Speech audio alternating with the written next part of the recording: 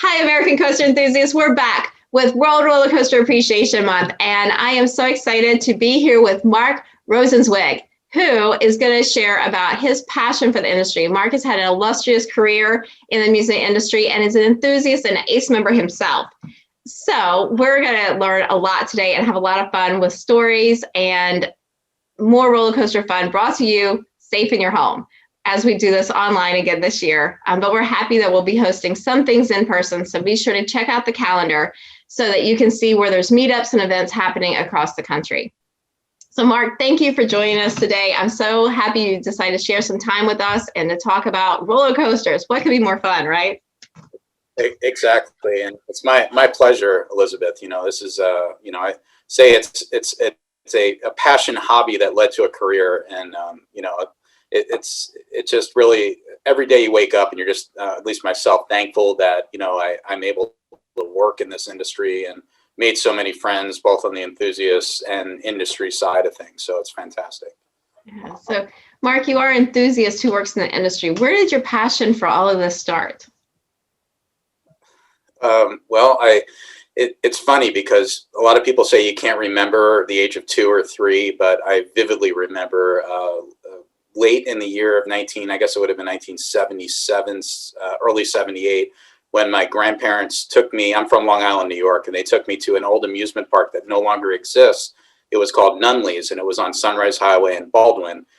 Since that park closed in the mid-90s, their antique carousel, which is a Stein and Goldstein machine, was purchased by Nassau County and restored, and it operates in East Meadow, New York. So anyone can go ride it today, which is really cool.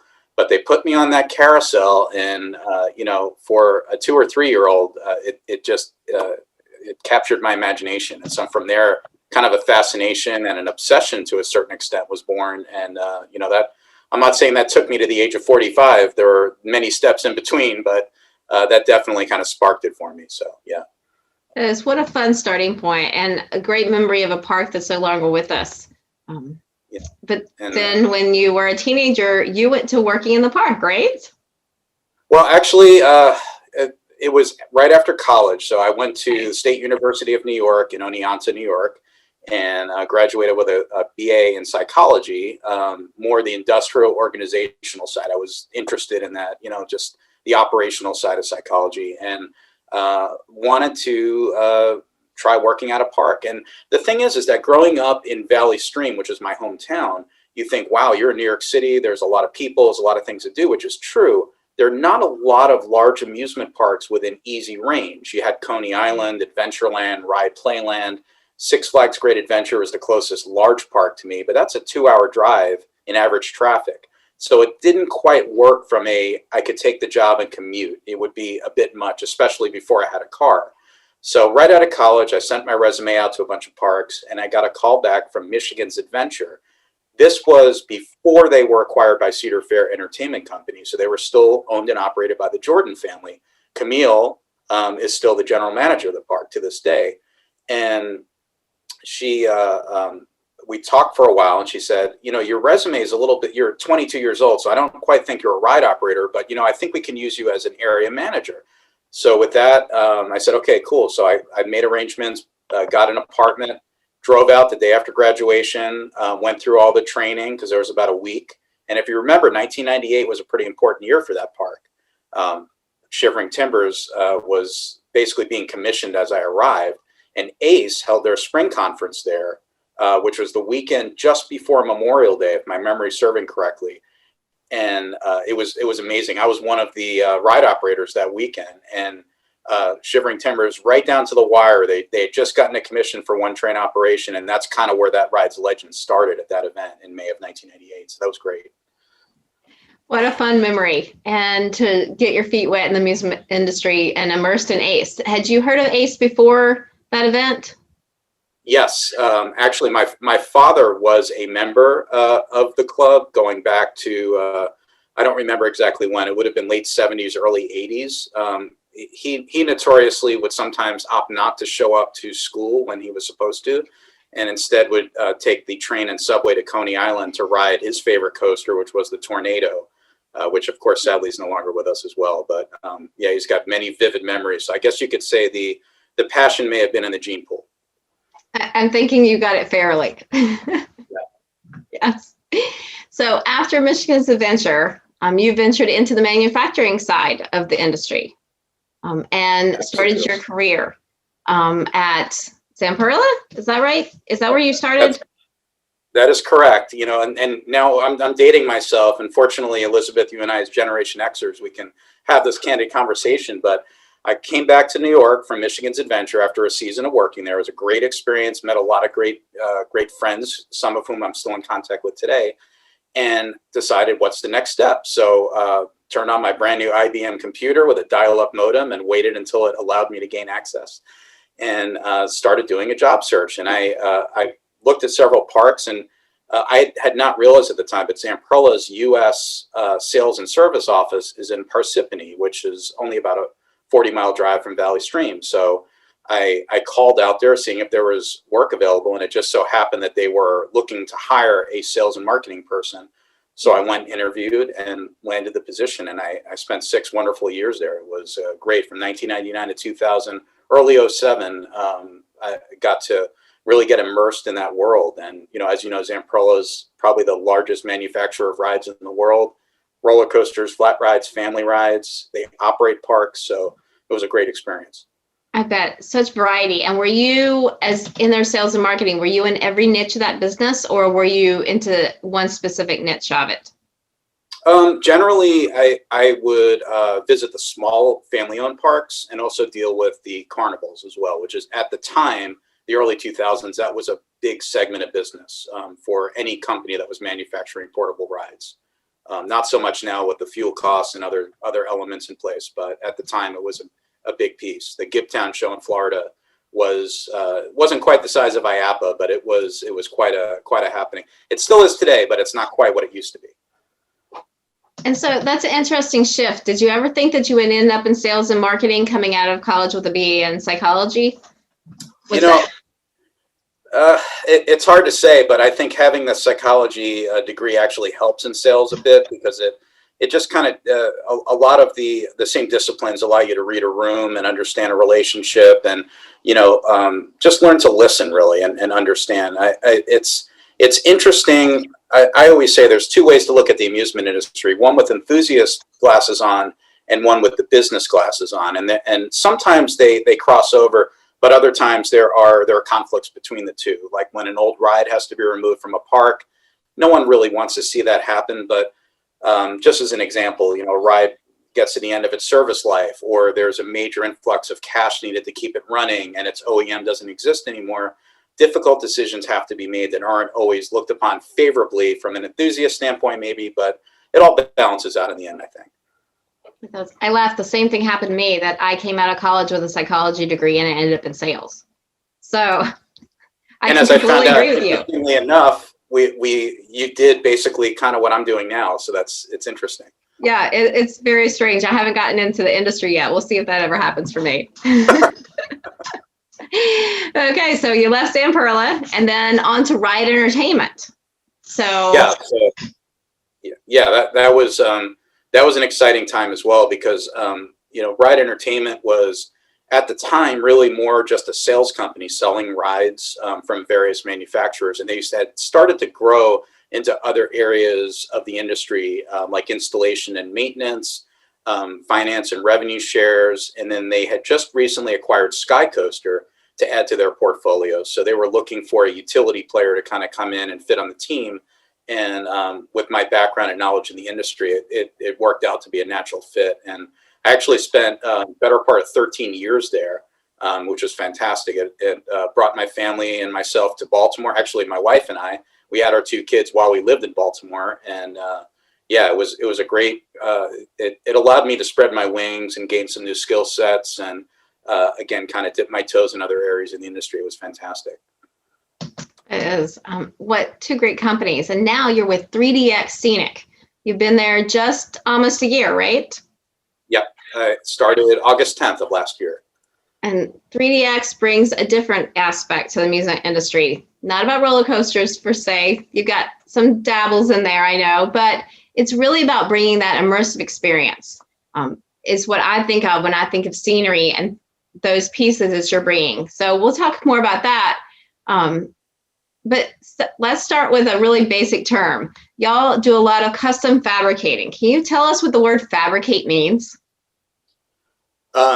Very simply, it's just how you create or manufacture a custom piece. So in the realm of scenic fabrication, it's a very different realm from amusement rides, in that a lot of amusement rides, not that they're rubber stamped and they're put on a production line, but a lot of rides are built off the same base or the same concept. And there are, there's changes and there's additional engineering and different models and such. But with custom fabrication, every project is custom. Every project starts from scratch. And what I kind of tell people that we are 3dx Scenic is we're like we're here to stir your imagination, and then we are like a boutique firm that solves problems. We have some of the smartest people I've ever had the privilege of working with, most talented people. Watching some of the projects come to realization from a drawing blows my mind. And that's in any of the disciplines that we have here. And we really have a lot under one roof here. You do. Can you tell us a little bit about all those different niches of business 3dx Scenic has? Sure. And just like a real quick background. So 3dx Scenic was founded in 1999, and it was the scenic shop for a live events company here in Cincinnati. And as it started, because the live events company was sourcing out their fabrication, so they decided to bring that in-house, create a new division, both to control quality and also cost. So as things go, initially the business model was 90% of the business was intra-company. And then over time, as things go and you market them and you attend IAPA and other functions, the business started coming in from outside the company, to the point now that it's about the opposite. So it's about 10% intra-company, 90% out. So, and then in late 2019, Iacano Productions here in Cincinnati, which was the company that owned 3dx, both companies were acquired by a group in Columbus called Live Technologies, which is a massive live events company. They do production, everything from video to live events to team building exercises. Jeff Dunham, famous comedian, you may or may not know him, they manage his tour, big like the Rotary Convention, those type of things. So, we have our first big in-person live event coming this July in Orlando, the Color Street event, which will bring close to 8,000 people. So I'm excited to see that. But so going back to what 3dx does, kind of in the mentality of a Zamperla, where the Nate Thiem, who is our vice president of scenic experiences here, he has worked in different areas, and he's our vice president. He saw the opportunity to bring everything under one roof. So we have scenic fabrication, which is in the metal shop, wood shop, etc., just any type of fabrication. Scenic painting, we have a full service paint shop. And then beyond that, we have a fiberglass shop where we do basically anything from character busts to stage sets to parade floats, you name it, it comes out of there. And that's really like a magician shop, because when you see what the talented artisans can do in there, it just blow your mind. And then probably maybe the most fun part is our CNC, we call it CNC Village. So that's where we have our routers, and we have a robot from Robotic Solutions, which is a KUKA arm. If you've ridden Harry Potter and the Forbidden Journey, you've ridden a KUKA arm at Universal Studios, Orlando, Hollywood, or Japan. So the KUKA arm sculpts. So we have our CNC guys that program the robot, and then from that we can cut negatives, and then they get sent to fiberglass, and it's just mind-boggling. It could be foam, it could be wood. This thing sculpts and cuts anything. So it's really fascinating to watch. That is amazing. And scenic elements do make such a difference. I mean, we talk about the difference in an amusement park and theme park. That's it. It makes a significant difference to immerse you into it. And wow. And so tell us a little bit about some of the projects that are going on right now. Well, right now our big project is we're hot and heavy on the fabrication for elements for the new Sesame Place, which is opening next year in Chula Vista, California. It's the former Aquatica Park that SeaWorld Parks and Entertainment has there. So we're fabricating a Sesame neighborhood, which is basically, it's very similar to the neighborhood that we fabricated a few years back for Sesame Place in Langhorne. And the difference between this neighborhood and the one in Orlando was scenic treatment given to a functional building. So you can walk in that building. There's retail, there's character meet and greet, and I think there's food and beverage in there. Whereas our neighborhood is essentially hung from an I-beam structure, and it acts as an Instagrammable experience, a character meet and greet, and probably most important, the backdrop for the parade. So when you're shooting those photos and video, you get the Count Dracula float come or Oscar the Grouch, and you have Hooper's store behind it, and it really ties together that immersion in an amazing way. How fun. And what have you found has been the most exciting piece of working for 3dx to you, having been there just about a year? Well, it's really, for me, I think the most rewarding overall thing was basically to get immersed in the company here, because I decided we're definitely moving to Cincinnati. I want to be there in person in the shop to meet the team and learn all of the disciplines and see the methodologies. And you know, that's the only way to learn, is to get your hands dirty. I really believe that. I think maybe the most rewarding for me was the elements we just delivered to Lake Compounce, because that was my first project that I worked on myself for the company when I came in. I have a very long relationship with Jerry Brick and Larry Garnall at the park. And as Palace is rolling out a rebranding effort to several of their parks, Lake Compounce was the first one up. So they basically went through the park. Buildings got painted. There's new signage. Basically freshened up the whole property to celebrate its 175th anniversary, which is amazing to think a park can last that long. So where do you feel like is the most important contribution y'all make to the amusement park industry? So our contributions can be one of two ways. We either work directly with an operator, where we go in, and we're essentially, again, like that boutique problem solving group. So they would come to us with design or a vision, and then we make it happen. We figure out the best way, both from a quality and cost standpoint, from a methodology standpoint, to make that come to reality. But we also work through several manufacturers and agencies as well. So we're kind of like a sub, we get contracted through them. So our biggest, I really feel like right now, especially the industry, there are going to be some coasters opening in the next few years, but I think it's going to take a little longer than maybe any of us really hope for things to get back to 2019 levels. So in the interim, I think we're seeing a lot of food festivals. We're seeing like Grand Carnival is coming back for Cedar Fair.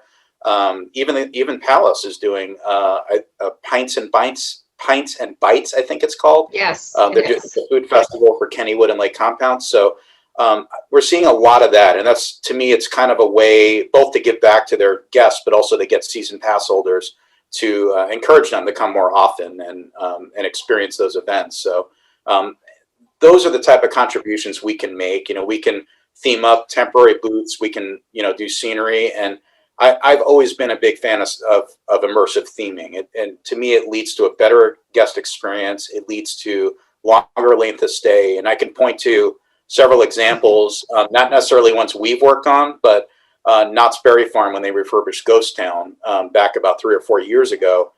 That was a project that really, it's hard to calculate a return on investment on something like that, but Ghost Town's the heart and soul of that park. So when they decided to go in and revamp the log ride and the mine ride and fix up the buildings and kind of restore it to how it looked several years before that, I feel like it really improved the guest experience at the park, and I'm sure it paid off in spades. Definitely. I fully agree with you. So now that you're starting to be immersed in the theming world, what's your dream project to work on or to bring to the company? Dream project. Well, we have a few other things opening this year I can't unfortunately talk about right now, but very soon everyone will see. I think my dream project, it's kind of where it goes back to even when I was selling rides. I really enjoy projects that I feel contribute to a park. So in other words, there's an obvious need at a park for something, whether it's a thrill ride or a revamp to a theme on a ride, or even just scenic application to a building, or theming in a queue line. And it's just very rewarding when you feel like this particular product is filling a hole that this operation really needed, and then to see the result afterwards. It's one thing at Ride Entertainment, we our favorite part of the job was oftentimes standing at the exit and just listening to our guests, the guests leaving the ride and getting feedback, the positive feedback. That makes all the long nights and the stress and everything else worth it. And the team here is just fantastic. So it's one of those things. I will be out at Kings Island watching the Grand Carnival Parade when it comes back on July 17th, and I look forward to seeing our floats come by and see the guest reaction to that. It is. And that's the heart of the industry, is just to get to embrace watching people have fun and make memories, isn't it? Sure. Yes. Mark, this has been wonderful. Thank you for giving us some insight into the world of theming and fabrication and all y'all are doing. Because it is World Roller Coaster Appreciation Month, we will mention that y'all have done some fiberglass on roller coaster trains, so that there is a little bit of roller coaster there, but it's a lot of more fun and big and bold and bright. I mean, the pictures of the Sesame Street pieces are just gorgeous. They immerse me in my childhood and just make me want to go to Sesame Place. They truly are doing their job. Absolutely. But thank you for sharing your time with us today and a little bit about your career. I really appreciate it, and I hope everybody's enjoying World Roller Coaster Appreciation Month.